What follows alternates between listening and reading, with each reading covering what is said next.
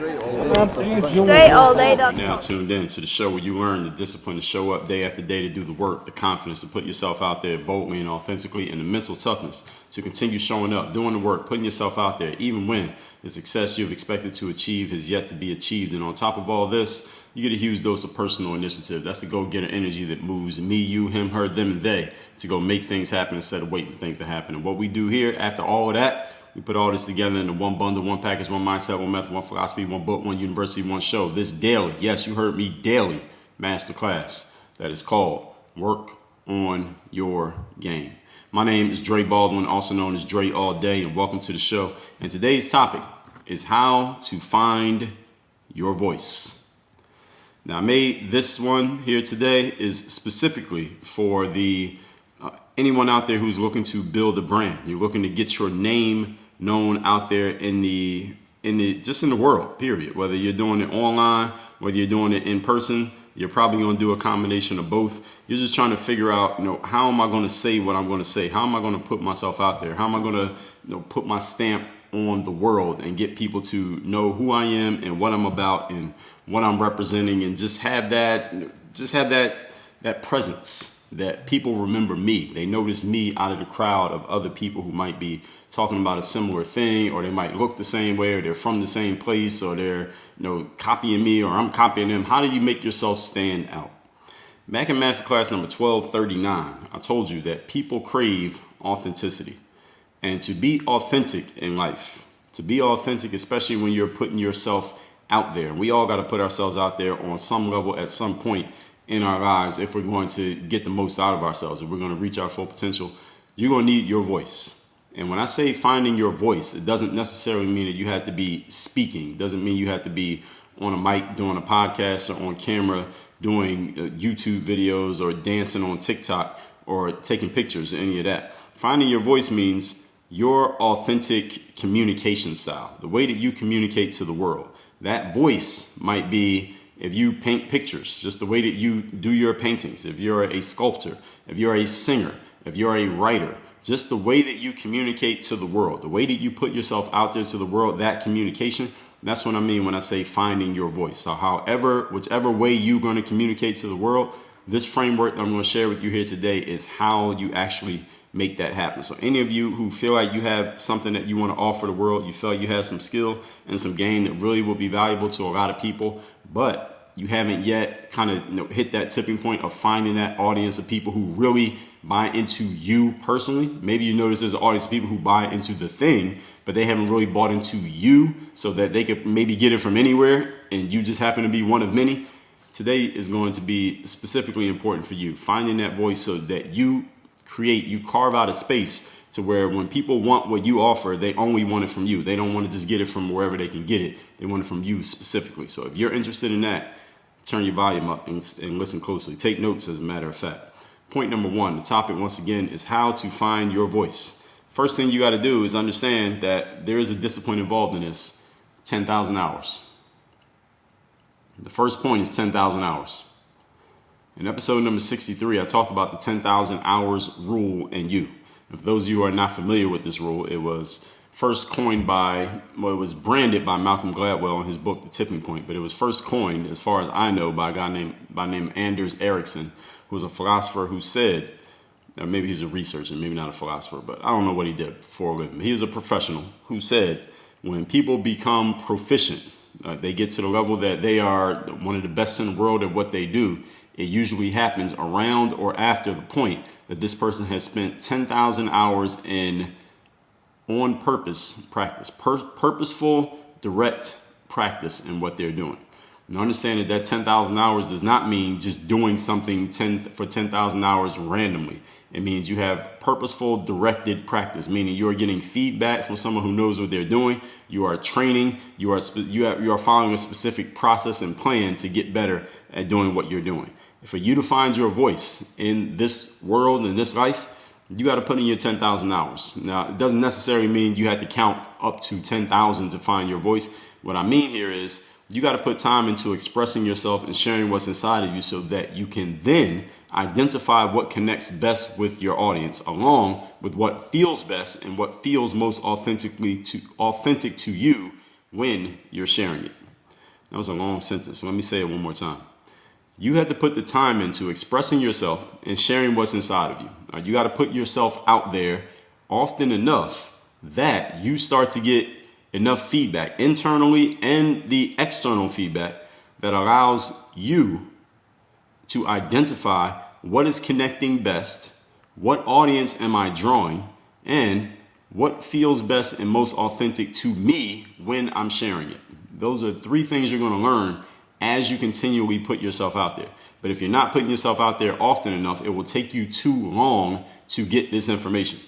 So what you need to do if you want to shorten this learning curve and speed up this process is put more of yourself out there more often now so that you can shorten this learning curve and you can get the feedback that lets you know, all right, who am I attracting? What are they really liking? And what do I like?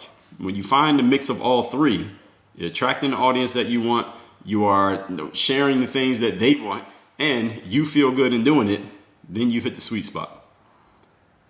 I personally needed discipline, confidence, mental toughness, personal initiative the whole time that I've been putting myself out there since I first started playing basketball back in the 1990s. But I didn't come upon this work on your game philosophy and the frameworks within this philosophy until I would say about 4 years ago, around the time that I started this podcast.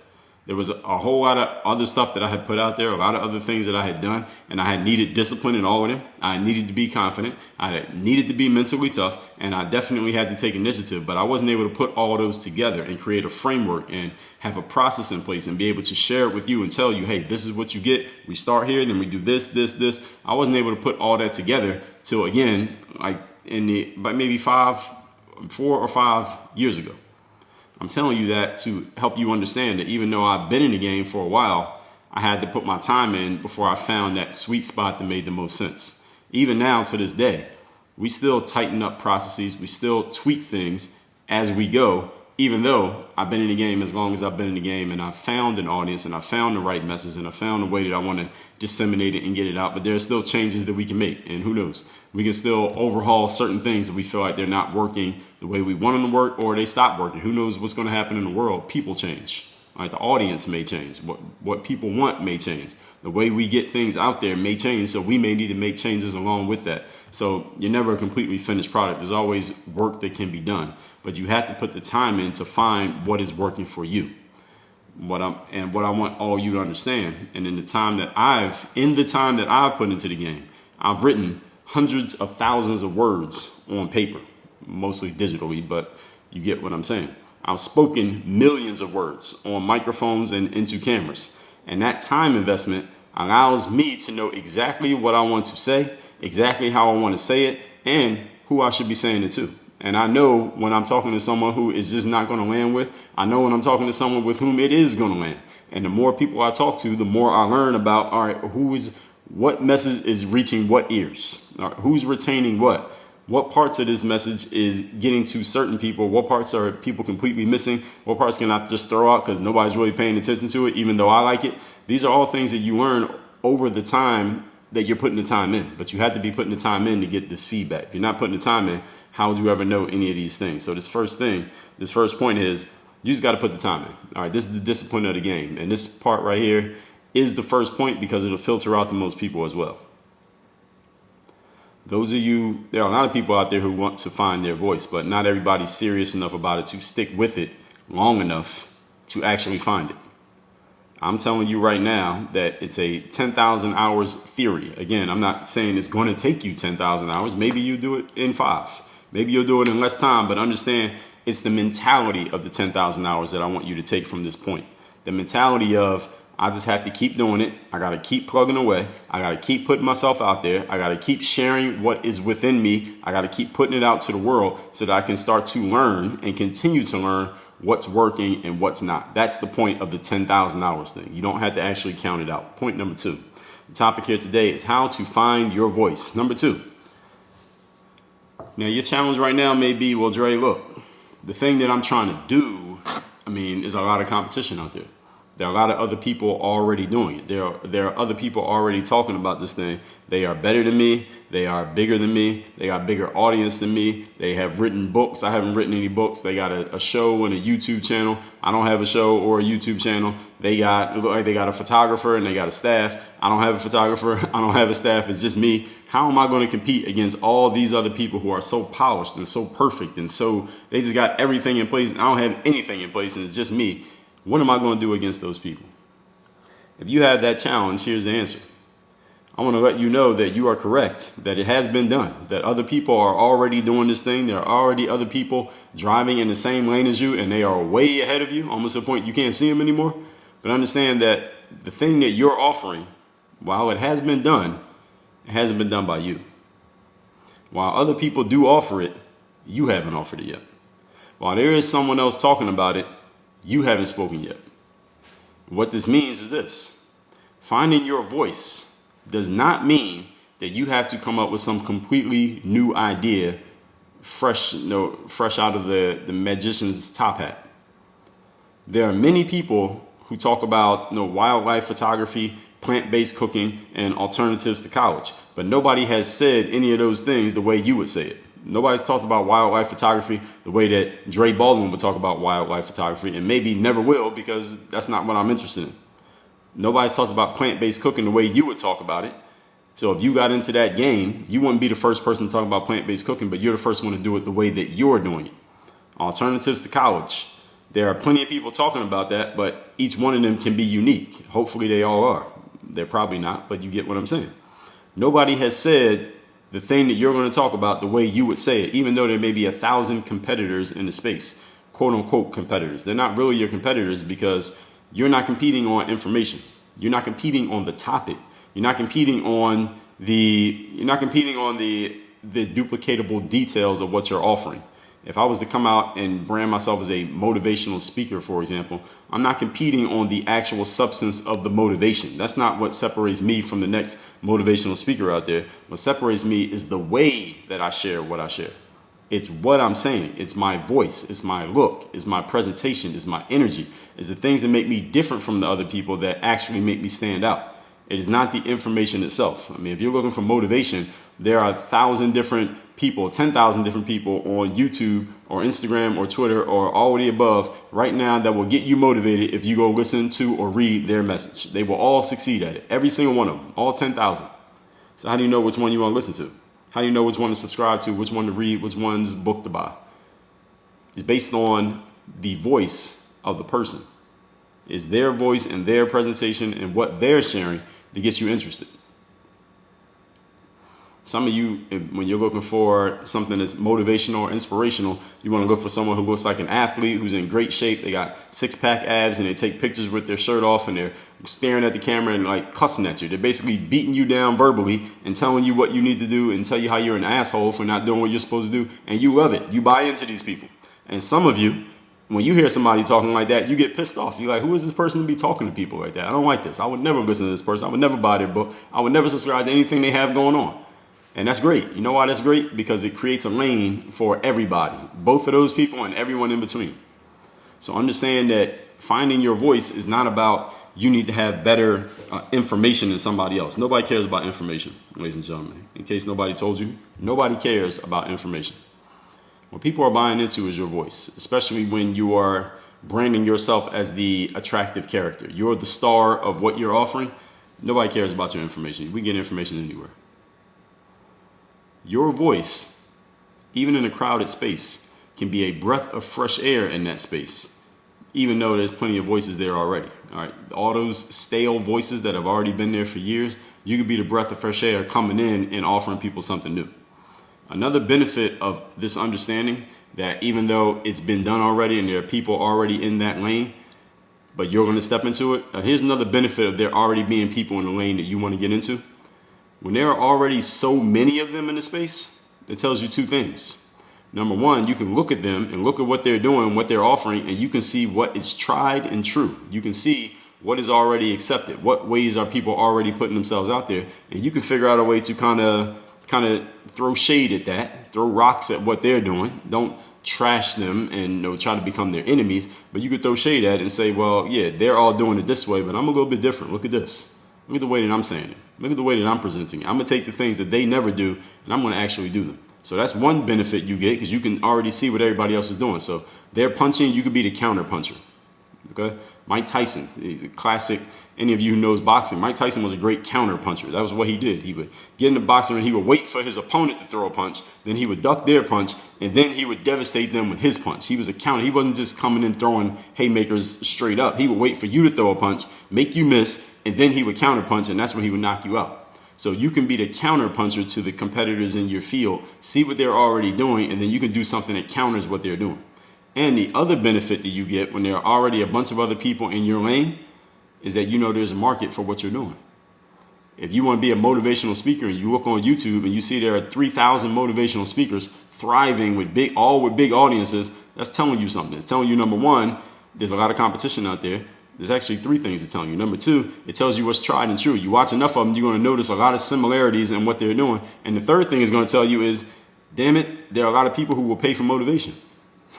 There are a lot of people out there looking for motivation, is a good thing for you, because there's a market out there. There are customers out there who are eager to buy. Because if there weren't, there wouldn't be 3,000 people doing it. Like we talked about a couple of days ago with the hard things paradox. Sometimes if there's no competition in the field, that's because there's nothing to be gained in that field. Nobody, all the smart people on this planet, nobody thought about doing it except you. I find that hard to believe. So you should be happy when you see competition. It tells you there's a market. It tells you there's an opportunity, and it also tells you what you can go against. You can kind of throw rocks at what's going on.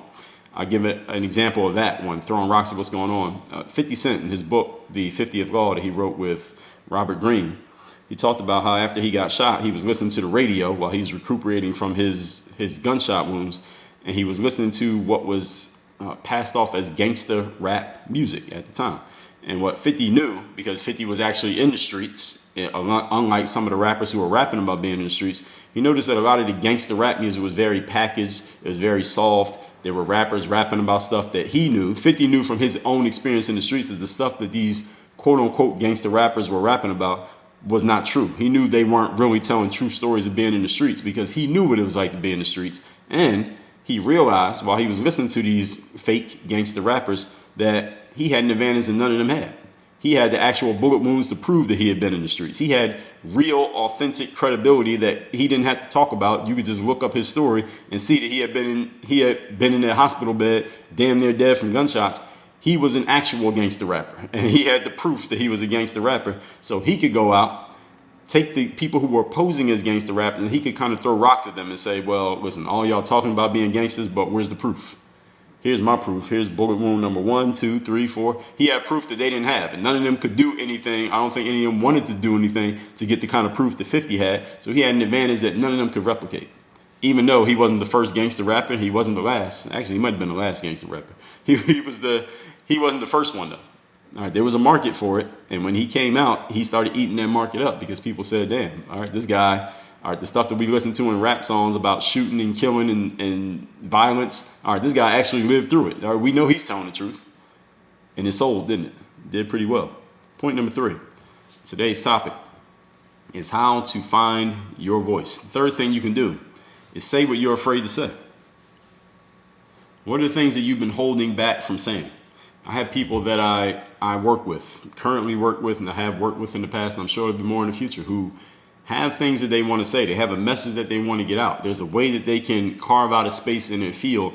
Their challenges, I found this challenge with a lot of people when it comes to putting their work out into the world, is that they're holding back in saying what's actually on their mind. They're holding back from talking about certain topics because they don't want to piss anybody off, whether that's pissing off somebody in your audience, pissing off somebody who may be involved in one of the stories that you would tell, pissing off somebody who just doesn't believe that you have the opinion that you have. All right, all of these things can happen. And listen, you listen to this show often enough, you know I talk about those topics. I talk about topics that might piss people off, but this is the game. This is all part of the game. I talked about this in episode number 1364. Well, one part of it is called rejection marketing, drawing people in by turning other people away. For every one person that you turn away, you're going to draw 2 people into your audience, but you had to be willing to push some people away. All right, you are not trying to appeal to everyone. Stop trying to have everybody like you. Stop trying to have everybody be drawn to you. Stop trying to go straight down the middle so that nobody can be offended by you, because The problem with doing that is that nobody's going to remember you. And it doesn't mean you need to be offensive to be remembered, but it means you have to actually be saying something to be remembered. And to say something in life, you run the risk of offending somebody. This is the challenge. But you got to be willing to say it. What are you nervous about saying? What are you nervous about showing in yourself? Because that's what will attract the essential audience members. These are the people, these are the true believers in your audience. Because see, in your audience, not everybody's the same level of committed. There are some people who are listening to you because you sound cool, or maybe the topic that particular day is interesting enough. And there are other people who are going to listen to everything that you got. They're going to maybe sign up for everything that you put out. They're at least going to give you a chance with anything you have going on, even if it's something new off the wall that ends up not working. Those are the true believers. You find your true believers when you get authentic in your voice and actually say what you really want to say, not what you think people are going to like. I'm pausing there so that one can sink in. The best example of this is you heard a couple days ago on the episodes where I talked about the favorite podcast that I listened to. I talked about James Altucher, who is a finance and investing guy who actually became known because he started writing articles about his own personal deficiencies and his failures in life, his failures in marriage, his failures as a kid, his failures as a son to his parents, of his failures as a parent to his own kids, his failures as a husband to his multiple wives, his failures just in life in general. And the guy, he just bleeds all over the page. What I mean is he is naked and raw and honest about himself and his life and just the things that he's been through. And he has built a huge audience online just because of his authenticity. That's the thing about James Altucher that makes him interesting. I know he's going to tell me a really good story every time I read one of his articles. I said in the favorite podcast episode about him that reading James's work inspires me to go write. When I read a James Altucher article, I feel like going and writing my own article and telling some stories about my life because he's so great at it. And that's maybe the best compliment you can give a writer, is that they inspire you to go write. Now, back to you here. If you think that what you wrote or what you're going to say or what you're thinking about putting out on your podcast or in your YouTube video, you think it might piss somebody off, good. Publish it. You think that you're telling people a truth about you that may make people change their mind about you, good. That's the exact story that you should write. You think that talking about a certain topic may make some people mad because they wish you would just not talk about religion or not talk about race or not talk about government or not talk about politics or not talk about the police or not talk about interracial dating or not talk about same-sex marriage, and they're going to be pissed off because you even mentioned it, and even in a benign way, good, mention it. You will find your voice in the rawness and honesty of expressing who you really are. Because those are the people who are going to buy into you when you show who you really are. I want all of you to remember that I'm recording this in 2020. Okay, so from this point forward, I don't care if you listen to this in 2025. Human beings, because we have these smartphone devices and we're on social media all day, we're on the internet all day, and we're consuming things being put out by other people whom we will never meet all day, all of us have trained ourselves. We all have 10,000 hours in bullshit detection. We all have it. We weren't even trying. All right, this was involuntary practice that we got just by the fact that we're using these devices and we're on the internet all day. We have trained ourselves to detect bullshit in other people. We know when somebody's being honest and real, and we know when somebody's bullshitting. We have learned because all day we're being inundated by posts and status updates and photos and captions and ads all day. So we all have a sixth sense for what's real and what's not. So when you're being real, people will buy into it, and some people will be completely turned off from it. That's okay. That's what's supposed to happen. When you're bullshitting and being fake, you may draw an audience from bullshitting and being fake, but understand they're going to be very surface level admirers. Meaning, as soon as something else comes along that's more interesting to you, they'll leave just as quickly as they came. You will find your voice by being honest. For every one person that you piss off, you will gain 2 loyal disciples who feel like you are saying exactly what they want to say, but they haven't said it yet. You said it, so they're happy to have you around. I just want to remind you, though, on this concept of rejection marketing and people being pissed off at your rawness and your honesty. People who are pissed off will make a whole lot of noise about being pissed off. They'll let you know. While sympathizers and supporters, they're often silent. So don't be fooled by the fact that there's a vocal minority of people who don't like something that you said while you don't hear anybody telling you that they liked it. Understand that the people who like your stuff, the sympathizers and the supporters, they often don't make too much noise. So don't be thrown off by the imbalance. Let's recap today's class, which is how to find your voice. I told you in episode 1239 that people crave authenticity. If you want to be authentic, you need to find your voice. Number one, it's 10,000 hours mentality. You got to put your time into expressing yourself and sharing what's inside of you so you can identify three things. What connects best with an audience, what feels most authentic when you're sharing it, and what audience is actually interested in what it is that you're sharing. I needed discipline, confidence, mental toughness, and initiative the entire time I've been putting myself out to the world, but I didn't put it into a framework until 4 or 5 years ago, simply because I had to put the time in to see what worked, see what audience it was connecting with, and to find what felt natural and felt good to me to even be sharing it. Point number two, yes, things have been done before you. Maybe you're not the first one in your field, but understand you're the first one to do it your way. So finding your voice does not mean you have to have a brand new idea, because there are many people who talk about certain subjects, but nobody has talked about it in the way that you would talk about it. So your voice can be a breath of fresh air in a space that already has plenty of stale voices. Another benefit of seeing that there are other people in your lane is that you can find out what's tried and true, so you can kind of go against the grain of what they're doing and make yourself stand out. And you know that there's a market for it. So if there's a whole lot of competition, that means there's a whole lot of money being made, there's a whole lot of opportunity being snatched up. You can go grab yourself some of that. Point number three, say what you're afraid to say. Show what you're nervous about showing. That's what will attract the essential audience members. When you start showing people who you really are and saying what's really on your mind, yes, some people will be pissed off, some people will be mad, and they'll let you know about it. But for every one person you piss off, you will gain two silent sympathizers, silent supporters who are happy that you finally said what's been on their mind, but they just haven't had the courage to say it. You are the person who had the courage to do it. That's why they'll buy into you. That's how you find your voice. Work on your game. Dre, all